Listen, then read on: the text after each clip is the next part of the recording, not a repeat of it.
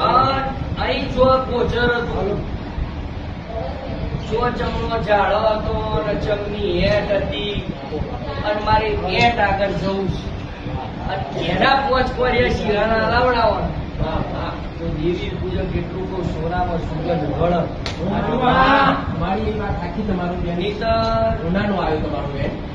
કથિર નહીં પણ એમાં શું સવાલ જે ભૂવો મરી ગયા ને એ સિગોતરું બિહારની જે માતાજીનું સ્થાપના હોય ને એ બિહાર કે અહીં અલગ કરી પછી કઈ એકલો મારી નહીં પોખતું આ માતાઓ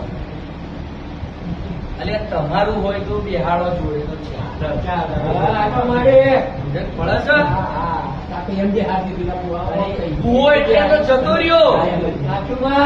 તમારી કાળકાના કન્યાનો બરોબર ડંગ ચડ્યો